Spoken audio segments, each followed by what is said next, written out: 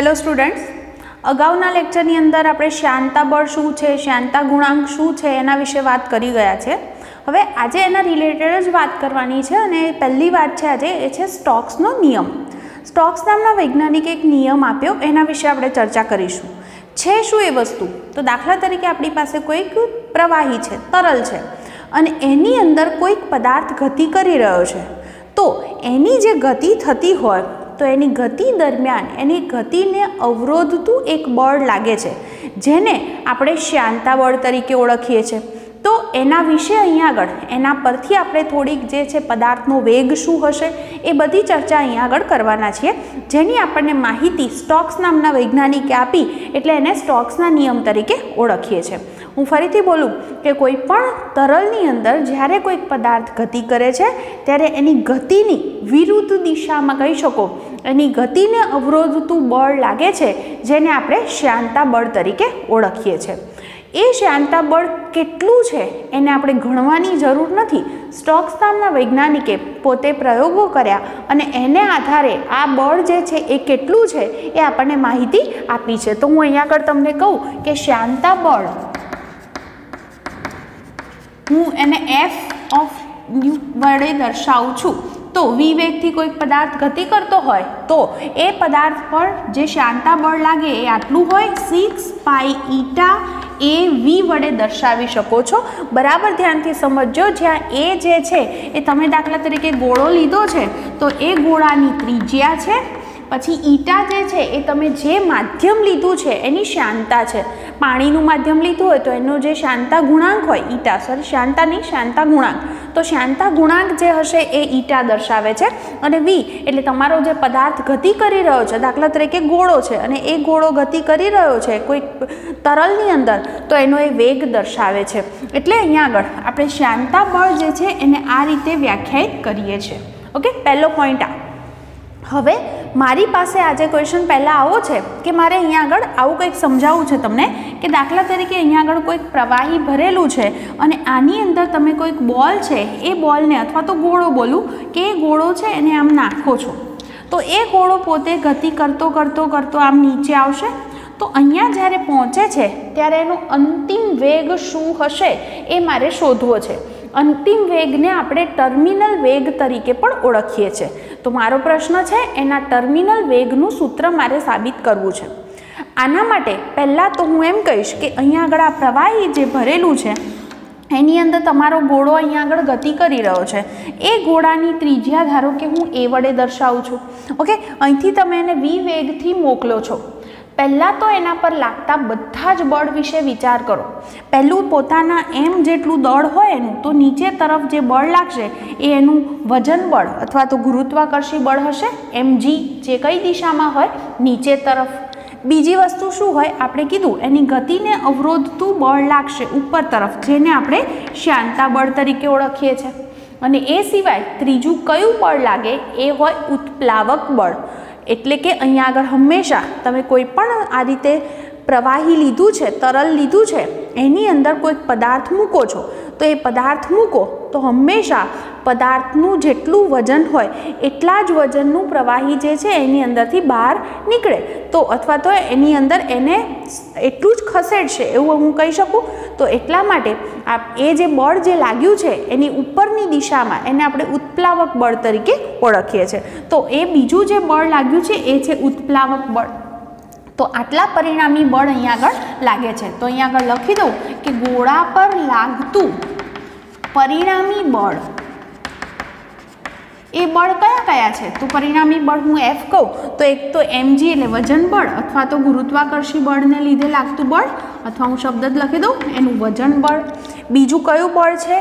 एक तो छे श्यानता बळ अने त्रीजुं कयुं बळ छे? उत्प्लावक बळ। तो हूँ आ बधा बळ जे छे ए वात करीश। तो एटलू टोटल बळ अहींया आगळ लागे छे। तमे जाणो छो वजन बळ जे छे ए नीचेनी तरफ लागे छे एटले हूँ mg लखीश। उत्प्लावक बळ जे छे मैं कीधुं ए प्रमाणे कई बाजू लागशे? उपरनी तरफ। तो उपरनी तरफ लागे छे एटले नीचेनी दिशा प्लस, नीचे गति करे छे एटले ए प्लस थशे तो उपरना बळ मारे माइनस लखवा पड़े। तो उपर तरफ लागतुं उत्प्लावक बळ एटले हमेशा जेटलुं તમારું જે પદાર્થ હોય એ પદાર્થનું જેટલું વજન હોય એટલા જ વજનનું પ્રવાહી એ ત્યાંથી ખસેડે છે. એટલે અહીંયા આગળ એને બળ તરીકે, એટલે હું એને m0g લખીશ, જ્યાં અહીંયા આગળ હું બધાનો જો ઉલ્લેખ પછી અહીંયા નીચે લખું છું. m એટલે ગોળાનું દળ થશે, m0 એટલે ગોળાના જે કદ જેટલું એણે ખસેડ્યું છે પદાર્થ પ્રવાહીને, એનું એ દળ દર્શાવે છે. ઓકે, અને શ્યાનતા બળ શું હોય તો 6 પાઈ ઈટા એ વી. તમે ત્રિજ્યાને એ વડે પણ દર્શાવી શકો અથવા આર લખવું હોય તો પણ ચાલે. તો અહીંયા આગળથી ફરીથી બોલી જાઉં, એમ જે છે એ આપણો ગોળો છે, એ ગોળાનું દળ છે. m0g શું થશે? વજન બળ. કોના જેટલું થશે? તો જેટલું અહીંયા આગળથી તમારો પદાર્થ એ જે પ્રવાહીને ખસેડે છે એટલું એ દર્શાવે છે. તો હવે હું અહીંયા આગળ કિંમત મૂકું તો દળ બરાબર તમે જાણો છો ઘનતા ગુણ્યા કદ. તો અહીંયા આગળ વજન બળ એટલે ઘનતા રો લખું છું. જ્યાં રો છે હું બોલું છું એ બધું ધ્યાનમાં રાખજો.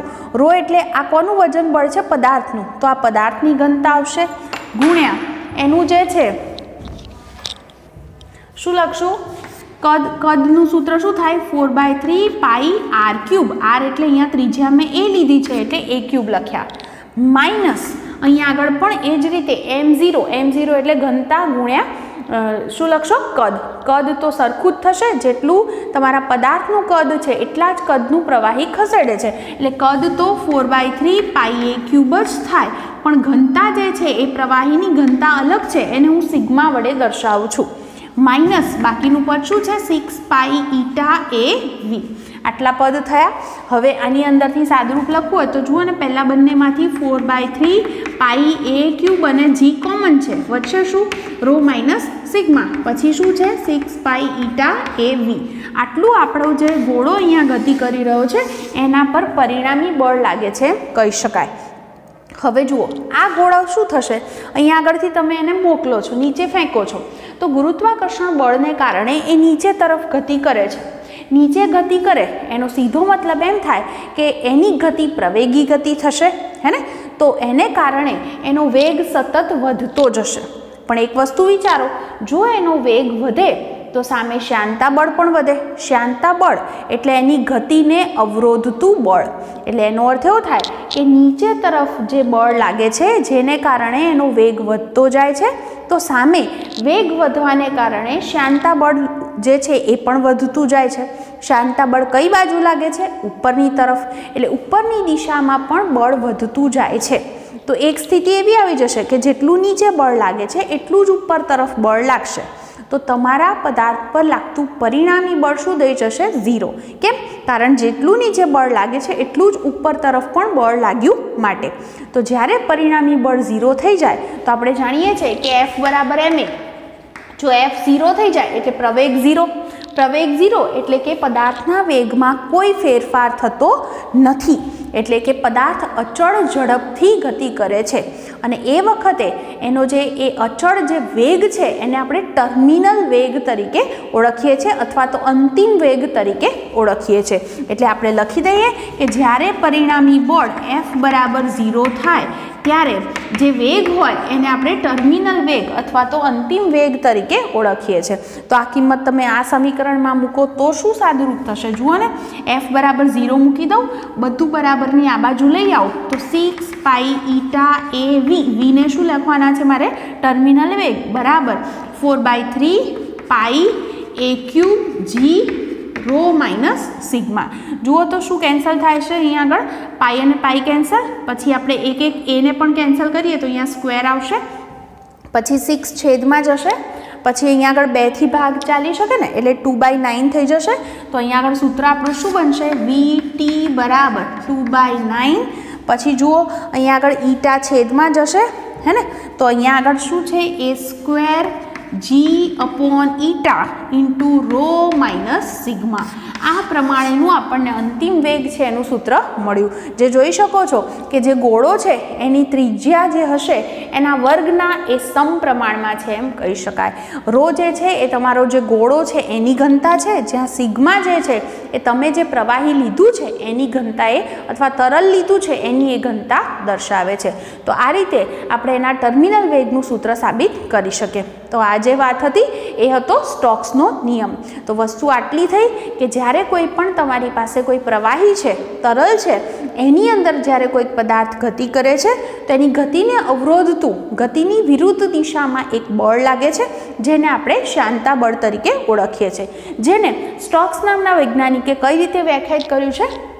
6 પાઈ ઈટા AV, જ્યાં ઈટા એટલે જે માધ્યમ છે એની શાંતા ગુણાંક, એ એટલે તમારો પદાર્થ છે એની ત્રિજ્યા છે, અને V એનો વેગ દર્શાવે છે. મેં આવું જ એક ઉદાહરણ લીધું કે ગોળો છે એને આપણે કોઈ પ્રવાહીની અંદર ગતિ કરાવીએ છીએ તો એના મારે ટર્મિનલ વેગનું સૂત્ર સાબિત કરવું છે. તો મેં વિચાર્યું કે એના પર કયા કયા બળ લાગે છે. નીચે તરફ ગુરુત્વાકર્ષી બળ અથવા તો વજન બળ, અને ઉપર તરફ બાકીના બે બળ લાગ્યા. એક હતું ઉત્પ્લાવક બળ અને બીજું હતું શાંતા બળ. એટલે નીચેનું બળ જે છે એ પ્લસ, તો ઉપરના બંને માઇનસ. અહીંયા આગળ ધ્યાન આટલું રાખવાનું, m એટલે પદાર્થનું દળ, એટલે પદાર્થની ઘનતા ગુણ્યા કદ. અને m0 જ્યારે લખો છો ત્યારે હંમેશા ઉત્પ્લાવક બળ કેટલું થાય? તો તમારો જે પદાર્થ તમે અંદર મૂક્યો છે તો એને જેટલું એનું કદ એને સમતોલે એટલું જ કદ જે છે એ પ્રવાહીનું બહાર નીકળશે. એટલે એના પરથી આપણે આ સૂત્ર લખી શકીએ. જે અહીંયા આગળ સિગ્મા પ્રવાહીની ઘનતા છે, શાંતા બળ તો વ્યાખ્યાયિત કર્યું હતું, તો એના પરથી આપણે ટર્મિનલ વેગનું સૂત્ર સાબિત કરી શક્યા. સિમ્પલ જ છે, તમે ધ્યાનથી યાદ રાખશો આવડી જશે. ઓકે, તો અહીંયા આગળ જે છે આના રિલેટેડ સિમ્પલ આ સૂત્રમાં કિંમત મૂકી દઈએ અને જવાબ આવી જાય એવું આપણને એક ઉદાહરણ આપ્યું છે. ટર્મિનલ વેગ જ શોધવાનો છે, આમાં કિંમત જ મૂકવાની છે. તો હું તમને એ પણ સાથે સાથે કહી જ દઉં, અને એ ઉદાહરણ છે આપણું 10.10. એક ટાંકીમાં 20°C તાપમાને ભરેલા તેલમાં થઈને પતન પામતા 2 મિલીમીટર ત્રિજ્યાના એક કોપર બોલનો અંતિમ વેગ 6.5 cm/s છે. 20°C તાપમાને એની શાંતા ગણો. એટલે આના પરથી ઈટાને સૂત્રનો કરતા કરશું.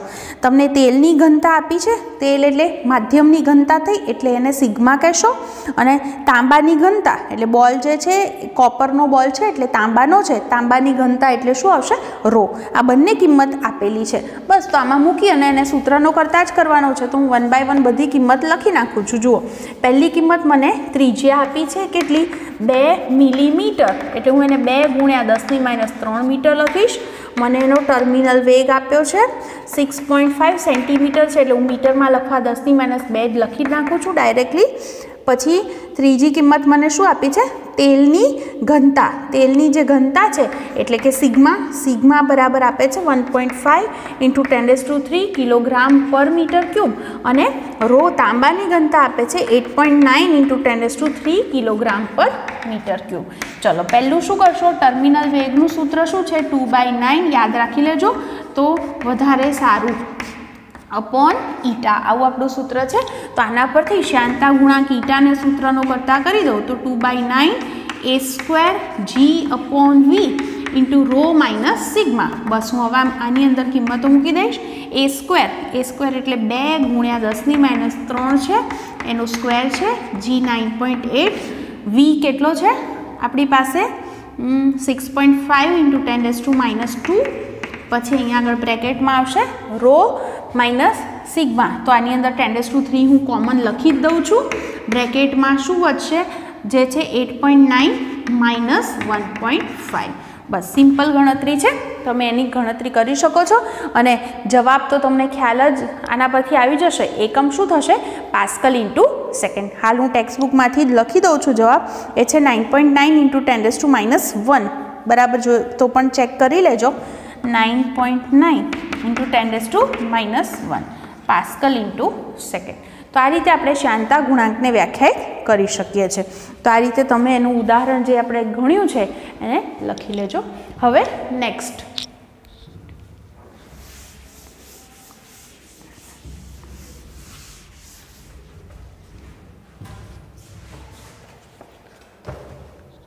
મારે જે વાત કરવી છે ટોપિક, એનું નામ છે રેનોલ્ડ્સ અંક.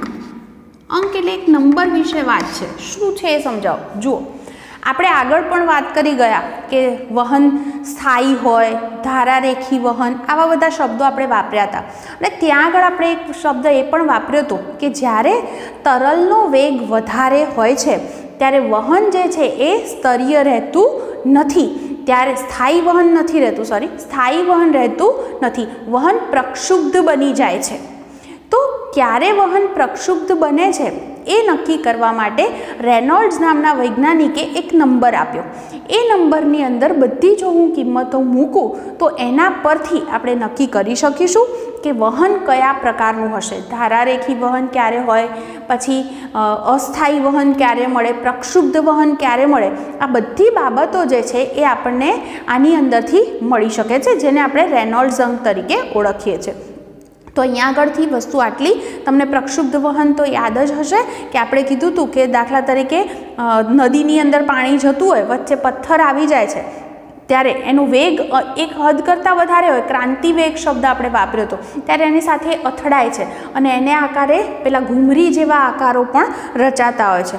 એ પ્રકારનું વહનને આપણે પ્રક્ષુબ્ધ વહન તરીકે ઓળખીએ છીએ. ઓકે, તો એમ કે કહી શકીએ આપણે કે તરલનો વેગ બહુ વધારે ન હોય તો એ સમયે જે છે એની આખી જે ઘટના છે એને આપણે સહેલાઈથી વ્યાખ્યાયિત કરી શકીએ છીએ.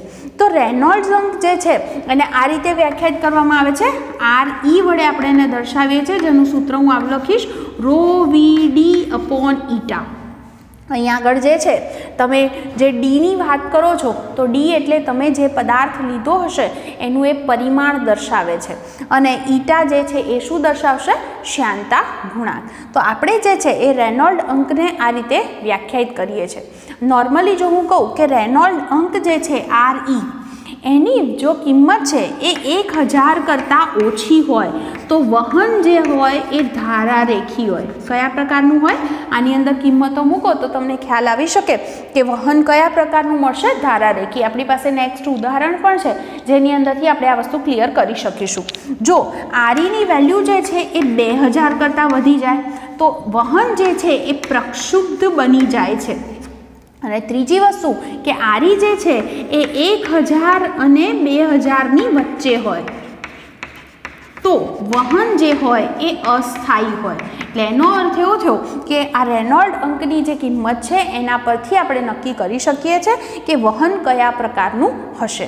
અહીંયા આગળ આ જ સૂત્રને આપણે અલગ અલગ રીતે પણ લખી શકીએ છીએ. જુઓ, REનું જે સૂત્ર છે ρVD/η, આને હું V વડે ગુણી અને ભાગી દઉં તો આપણું સૂત્ર ρV²D/η બની જાય. ઓકે, અને હું જો આને ક્ષેત્રફળ વડે ગુણી અને ભાગી દઉં તો આપણું આ સૂત્ર શું બની જશે? જુઓ, ρV²AD/ηAV આવું આપણી પાસે સૂત્ર બને છે.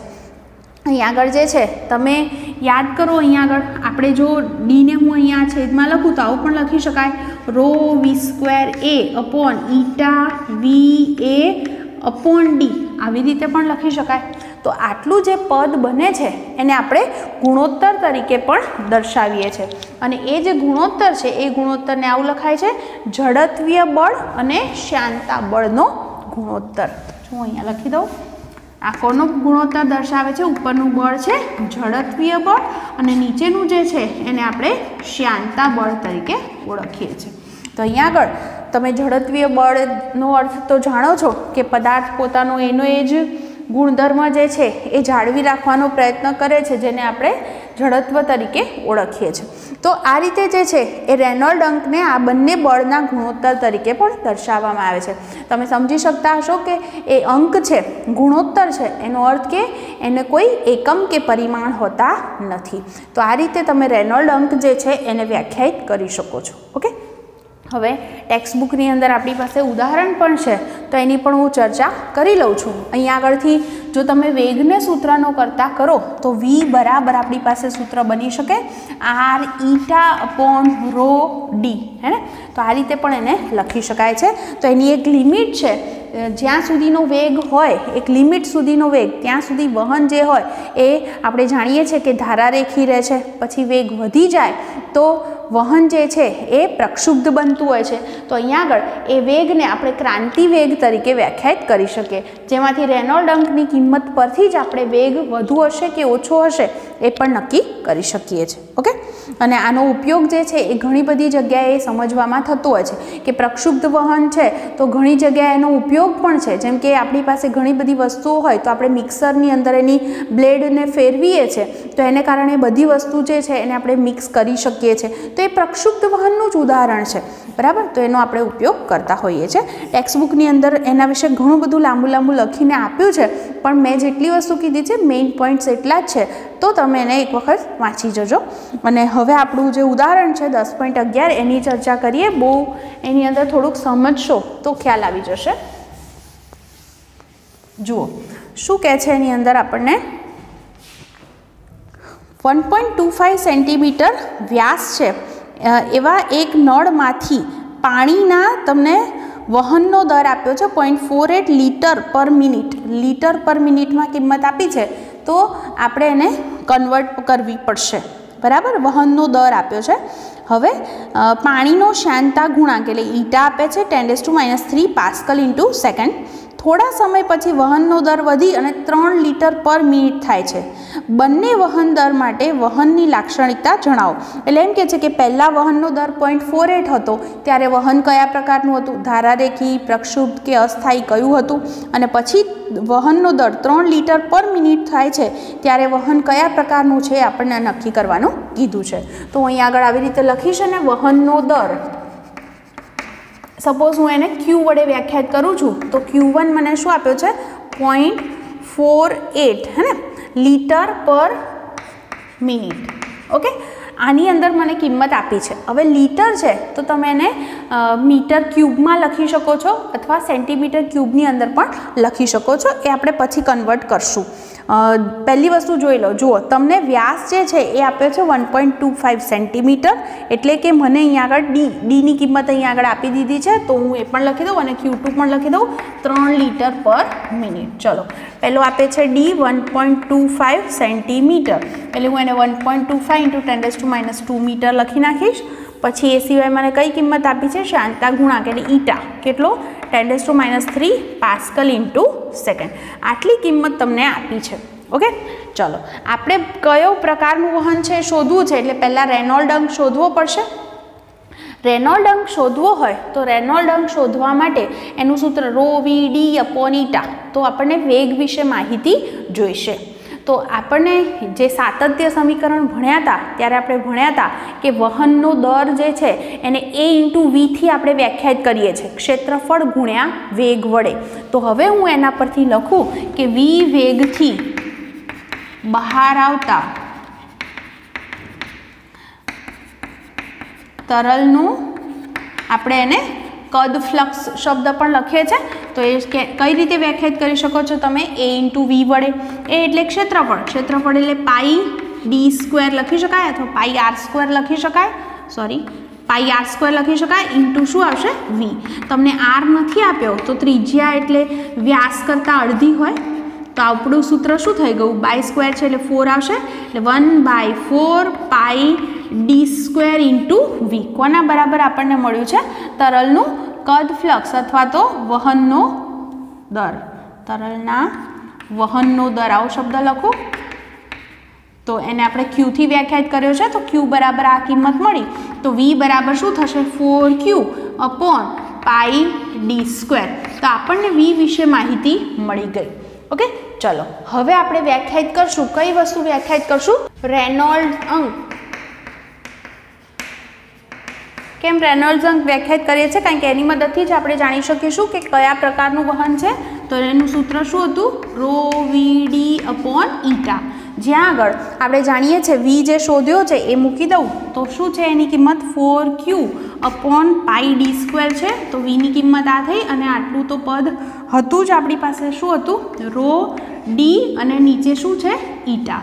તો અહીંયા આગળથી એક d અને d કેન્સલ થઈ જશે એટલે આપણી પાસે આટલું સૂત્ર વધશે 4Q ρ/πd અને ઈટા.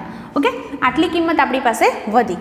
જો અહીંયા આગળ પહેલી વખતે આપણે ક્યુની કિંમત Q1 મૂકી દઈએ તો પહેલી વખતે રેનોલ્ડ્સ અંક જે આપણને મળશે એ કેટલો મળે છે એ ગણીએ. ક્યુની કિંમત જે છે એ હું Q1 લખું છું પહેલાં સૂત્ર, એટલે જેથી કરીને તમારી ભૂલ થાય નહીં. જુઓ 4 Q1 જે છે Q1ની કિંમત કેટલી છે આપણી પાસે, તો અહીંયા આગળથી હું ગણતરી કરું તો Q1 છે 0.48 લીટર એટલે તમે જાણો છો 1 લીટર એટલે 10⁻³ મીટર ક્યુબ, હે ને. તો 10⁻³ મૂકીશ અને અપોન મિનિટ છે તો મિનિટને સેકન્ડમાં ફેરવવા માટે 60 વડે ભાગવા પડશે. પછી રો એટલે ઘનતા, પાણીની ઘનતા જે છે એ તમે જાણો છો કેટલી છે 10⁻³ તો એ પણ હું મૂકી દઉં. પછી પાઈ એટલે 3.14. પછી ડી જે છે એની કિંમત છે 1.25 ઇન્ટુ 10⁻², અને જે છે ઈટાની કિંમત આપણી પાસે છે 10⁻³ તો તમે અહીંયા આગળ ગણતરી કરશો તો તમારો જવાબ જે છે એ આવશે 815. તો એનો અર્થ એવો થયો કે અહીંયા આગળ જે છે એ આપણને કેવો મળ્યો છે RE <1000. તો એનો અર્થ એવો થયો કે વહન કયા પ્રકારનું હશે, ધારારેખી હશે. ચલો હવે બીજી ગણતરી Q2 માટે એ જ રીતે કરી દઈએ. તો RE2 આ હું ભણું છું ત્યારે શું કરશો, બધી કિંમતો ફરી પાછી મૂકશું. 4Q2 રો અપોન શું થશે સૂત્ર, પાઈ ડી ઈટા મૂકી દઈએ કિંમત. Q2ની કિંમત શું મૂકશો, 3 લીટર એટલે 10⁻³ અને મિનિટને સેકન્ડમાં ફેરવવા 60 વડે ભાગી દીધા. રો એટલે ઘનતા શું મૂકશો 10⁻³. પાઈ એટલે ફરી પાછા 3.14. પછી ડી કેટલો છે 1.25 ઇન્ટુ 10⁻². અને ઈટાની જે કિંમત છે એ પણ છે 10⁻³. તો ગણો તો રેનોલ્ડ અંક આની અંદર કેટલો આવે છે. મને જે જવાબ મળ્યો છે એ લગભગ છે 5095. આનો અર્થ એવો થાય કે અહીંયા આગળ RE કેવો છે 2000 કરતાં વધારે છે, માટે વહન પ્રક્ષુબ્ધ હશે. તો લખી દઉં કે માટે વહન પ્રક્ષુબ્ધ હશે. ઓકે, ચલો. તો આ રીતે સિમ્પલ ગણતરી હતી. ટૂંકમાં આપણે રેનોલ્ડ અંક ગણવાનો હતો અને એની માટે આપણી પાસે વહનનો દર હતો જેના પરથી V શોધી કાઢવો પડે. તો બસ પછી તો સિમ્પલ એની ગણતરી જ છે. તો આજે જે દાખલા ગણ્યા છે સરસ રીતે એની પ્રેક્ટિસ કરી લેજો.